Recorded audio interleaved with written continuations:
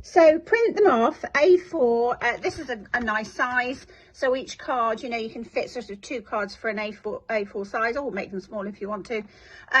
Remember, most children have perfectly good eyesight. So you don't need to make it bigger or smaller. That really doesn't make any difference. But the main thing is, you know, supposing, for example, it's the number 1, said is the number 1 word in your phonics high frequency word list, then put the number 1. But when you're going to fold them over and laminate, so you've got the card with the orthographically mapped one on one side and the regular on the other, so that you could have, you know, when they're first learning, they're going said, said. So they go said, turn it over and say said again.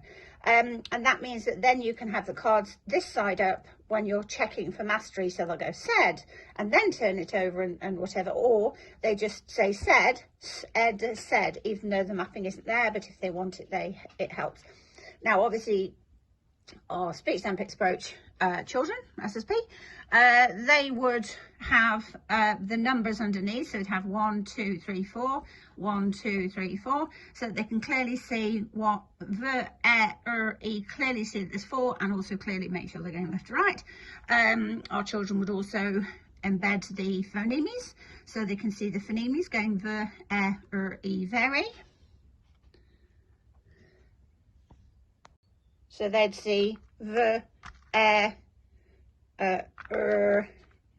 e, very. Phonetic symbols are underneath.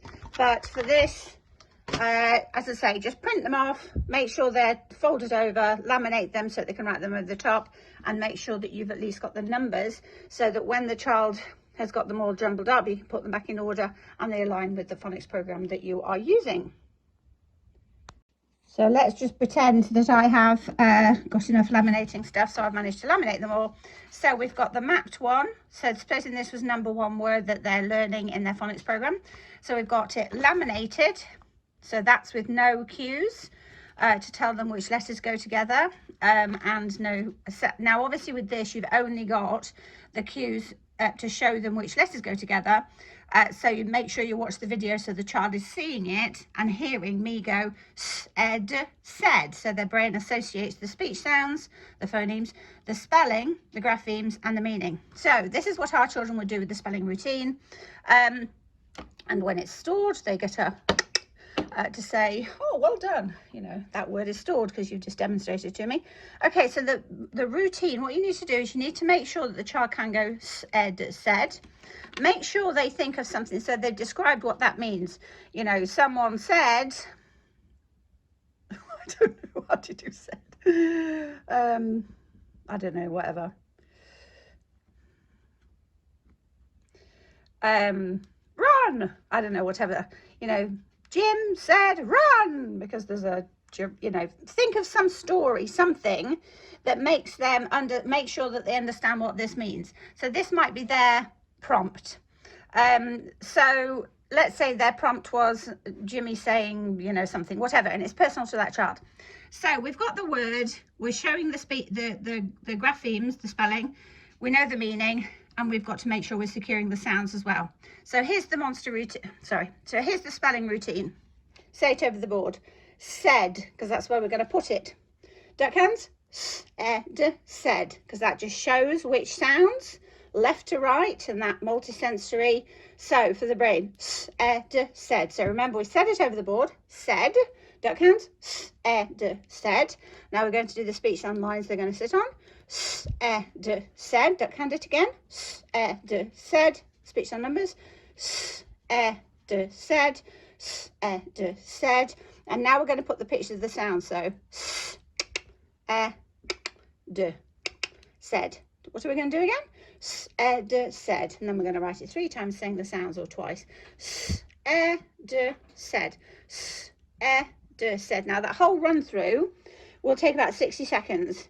And what you'll find is that some children only need to do 1 or 2 run throughs, and it's secured, and they can put it in their book and stamp it, and it's, you know, it's stored in the brain's word bank, the orthographic lexicon. Some children are going to need more. If you've got very young children, they might not be forming. That's why our children, we make sure they're forming their letters correctly really early on, and the numbers as well. So in the speech sound play plan, you'll see that they're at least doing SATPIN, because that's where we go on to with our phonics.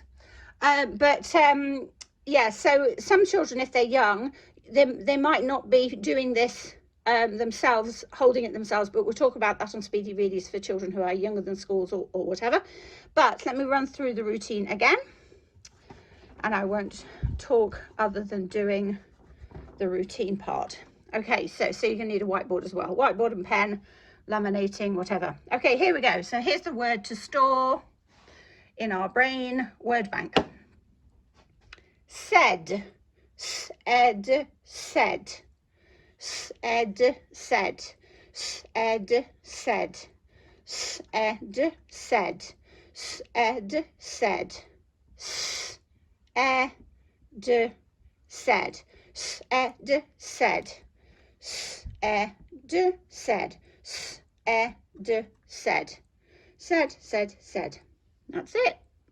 Now, without you realizing it, this also resolves any issues of accents. So supposing it's a child who says Sid, Jimmy Sid run, or whatever, I can't think.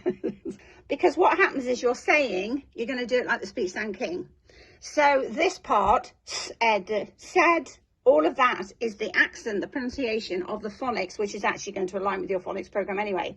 If you're doing a phonics program and the child goes Sid, Jimmy Sid, whatever, they're not going to do that. So even if the child says Sid or any other form of accent variation, all we're doing is we're saying to secure it in your brain's word bank. It's easier if you use the King's Code, because once you do that, it's going to be easier for the patterns to spell backwards. Anyway, you don't really need to understand that. You just need to know it works.